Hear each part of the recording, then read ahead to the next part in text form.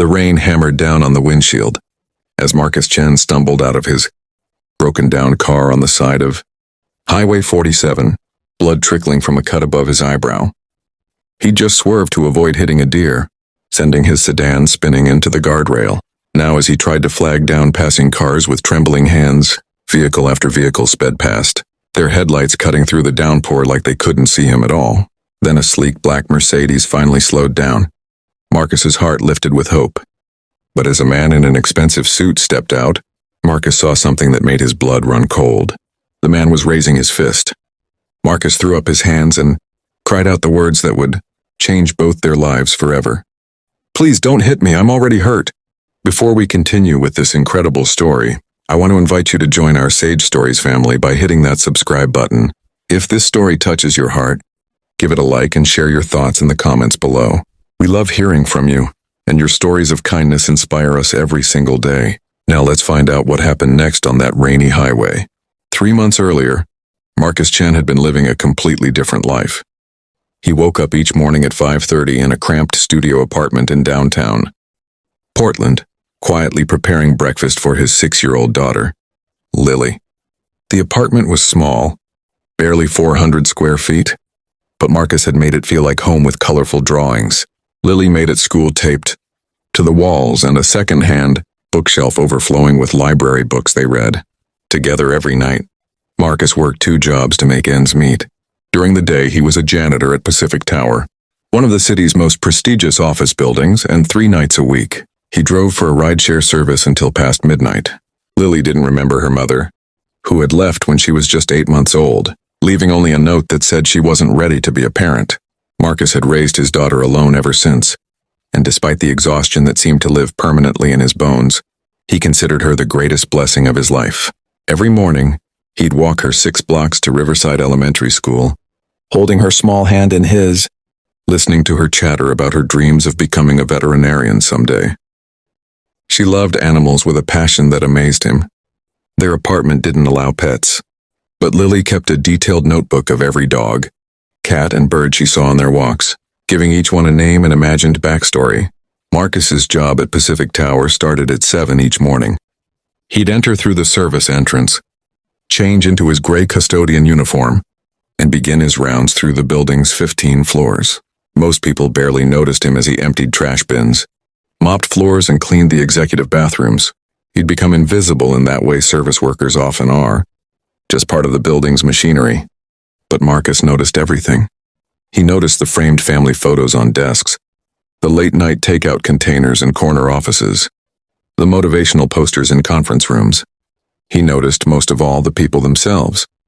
There was Rebecca Chen, no relation, a young marketing coordinator who always said good morning and asked about his daughter. There was Mr. Patterson from accounting who left chocolate bars with thank you notes on his desk for Marcus every Friday. And then there was Jonathan Ashford, the CEO of Ashford Industries, whose company occupied the entire 14th and 15th floors. Marcus rarely saw Ashford in person. The CEO had his own private elevator and usually arrived and left through the executive parking garage. But Marcus cleaned his office every evening, and in doing so, he'd come to know certain things about the man. Ashford kept a photo of a young boy on his desk, maybe 7 or 8 years old, with the same intense blue eyes and dark hair as the CEO. There was never any other family photo, Marcus noticed. Just the one boy. One evening in late September, Marcus was vacuuming Ashford's office when he noticed something on the floor, beneath the massive mahogany desk. It was a small leather journal, worn and obviously well used. Marcus picked it up, intending to place it on the desk, but it fell open in his hands. He knew he shouldn't read it, but his eyes caught a few lines before he could look away. The handwriting was shaky, like it had been written in distress. Another nightmare about the accident. I can still see his face. I can still hear the sound. How do I live with this? How do I forgive myself? Marcus quickly closed the journal and placed it carefully on the desk, his heart heavy with the pain he'd glimpsed in those words. A week later, everything changed. Marcus arrived at work to find the building buzzing with unusual energy. Police cars were parked outside, and employees clustered in groups whispering urgently. Marcus learned from the security Guard that there had been a break-in on the 14th floor during the night. Ashford's office had been ransacked, and several valuable items were missing, including a laptop containing sensitive company information. The police were reviewing security footage and interviewing staff. Marcus felt a knot of anxiety form in his stomach. He knew he'd been one of the last people on that floor the evening before.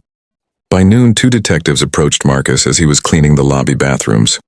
They were polite but thorough, asking about his schedule, what he'd seen, whether he'd noticed anything unusual. Marcus answered honestly, but he could see suspicion in their eyes. A custodian with keys to every office, working alone at night, struggling financially.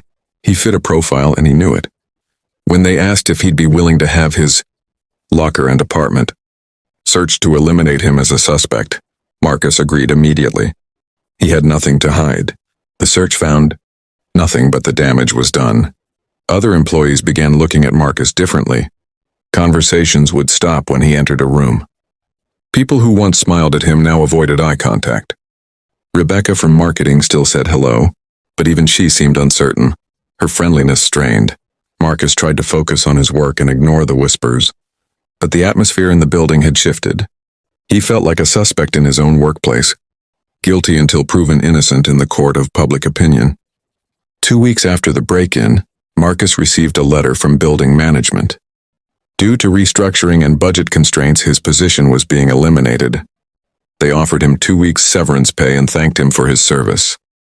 Marcus knew the real reason. They wanted him gone, suspected thief or not.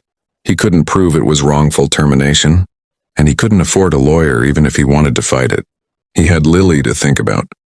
He needed to find another job, not waste time and money on a legal battle he'd probably lose anyway. The next months were brutal. Marcus applied to dozens of jobs, but finding work was harder than he'd expected. His rideshare earnings weren't enough to cover rent, food, and childcare. He started selling what little furniture they had. He'd already given up his car payment, and the bank was threatening repossession. Marcus began skipping meals so Lily could eat properly, telling her he'd already eaten at work. She was too young to understand how close they were to losing everything. On a cold November evening, Lily came home from school unusually quiet. She sat at their small kitchen table, not touching the mac and cheese Marcus had prepared. When he asked what was wrong, she pulled out a permission slip from her backpack. Her class was taking a field trip to the Oregon Zoo, something she'd been excitedly talking about for weeks, but there was a $30 fee and Marcus knew he didn't have it. The rent was already late, and his bank account showed $11.63. He looked at his daughter's hopeful face and felt something break inside him. He promised her he'd figure it out, though he had no idea how. That night, Marcus made a decision. His younger brother lived in Seattle and had been asking Marcus to visit for months, promising he could help Marcus find better work there. Marcus had resisted, not wanting to uproot Lily from her school in the only city she'd ever known, but they were out of options. He called his brother, who immediately offered them a place to stay. Marcus gave notice on their apartment, packed their belongings into boxes he'd salvaged from behind grocery stores, and prepared for the move. On their last day in Portland, Marcus borrowed his neighbor's old Honda Civic to drive them to Seattle. It wasn't much, but it would get them there, or so he thought. The trouble started about an hour into the drive. Dark clouds rolled in and rain began falling in sheets so thick that Marcus could barely see the road ahead. Then, on a particularly desolate stretch of Highway 47, a deer leaped out from the tree line directly into their path. Marcus jerked the wheel hard to the right, and the car spun out of control, sliding across the wet pavement before slamming sideways into the metal guardrail. The impact threw Marcus against the door, and he felt a sharp pain as his head struck the window. Lily screamed from the back seat. When the car finally stopped moving, Marcus turned to check on his daughter. She was crying but unhurt, still safely buckled in her seat. Thank God. Marcus tried to restart the car, but the engine was dead. Smoke was beginning to rise from under the hood. He unbuckled Lily and helped her out of the car into the pouring rain. They stood on the side of the highway, both soaking wet as Marcus tried to flag down help. Car after car passed by without stopping, their taillights disappearing into the storm. Marcus felt blood running down the side of his face from the cut above his eyebrow, mixing with the rainwater. Lily was shivering, her thin jacket completely soaked through. Panic was starting to set in. They were miles from anywhere, with no phone signal and no shelter. Then he saw headlights slowing down. A black Mercedes pulled onto the shoulder behind them. Marcus felt a wave of relief wash over him. Someone was finally stopping to help. Then the driver's door opened and a man stepped out into the rain.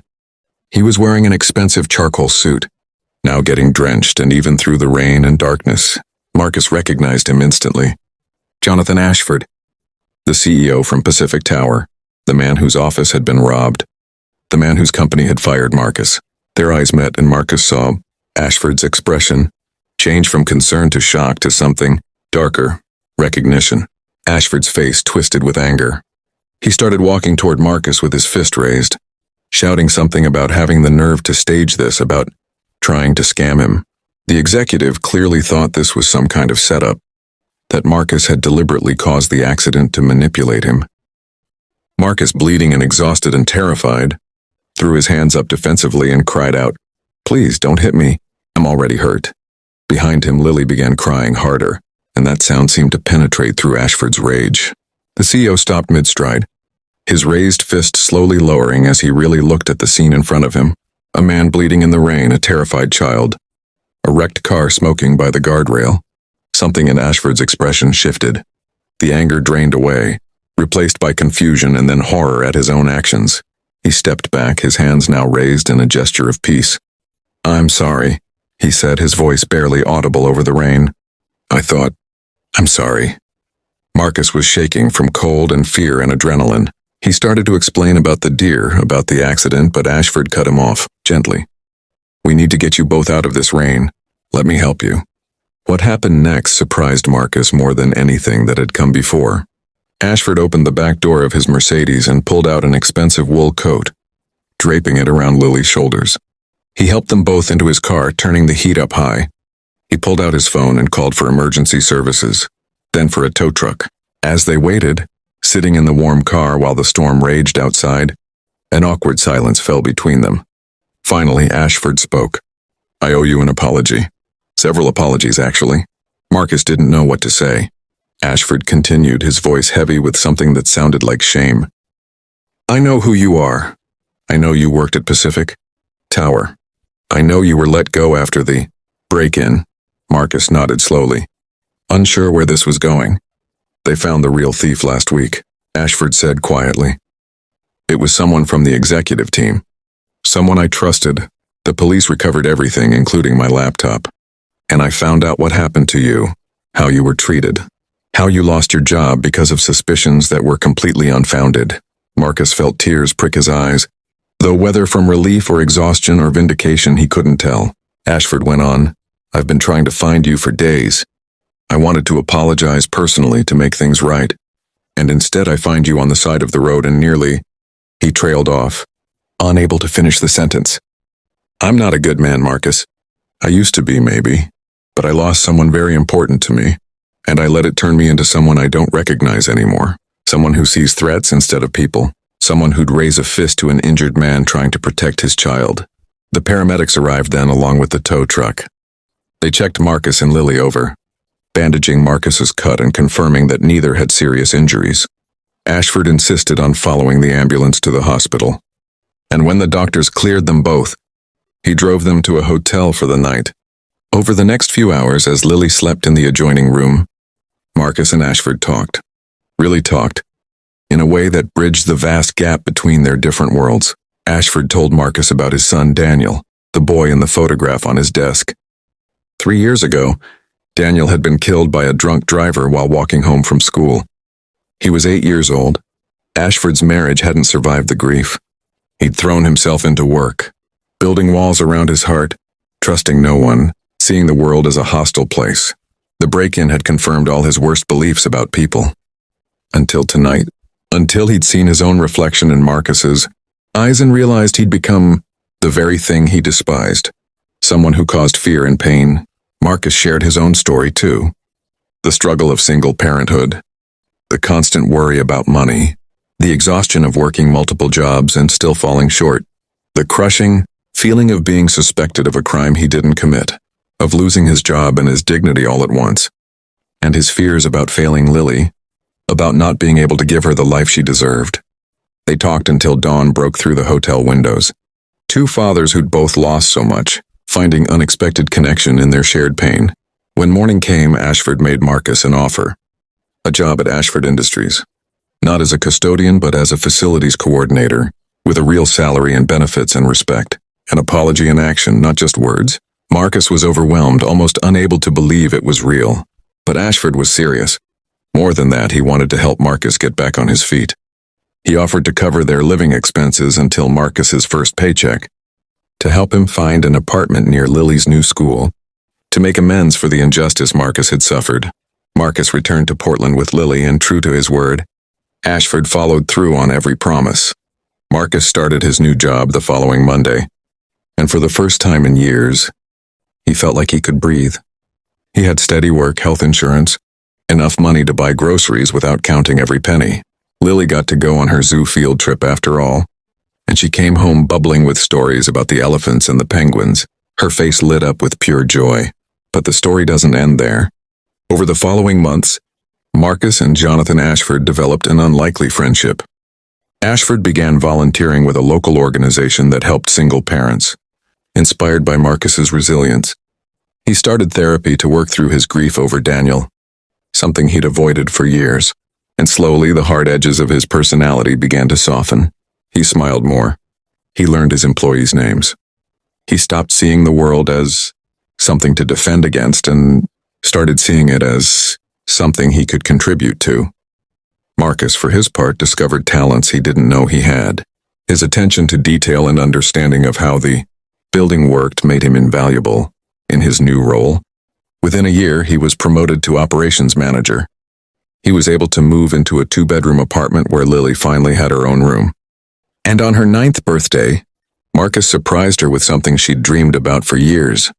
A rescue puppy from the local animal shelter, a scrappy little terrier mix that Lily immediately named Lucky. The two men still meet for coffee every few weeks. An odd pair on the surface, but connected by that rainy night on Highway 47 when both their lives changed direction. Ashford often says that Marcus saved his life that night, though Marcus insists it was the other way around. The truth is they saved each other.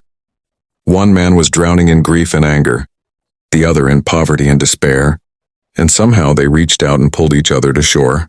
Years have passed since that night, and both men's lives have transformed in ways neither could have imagined.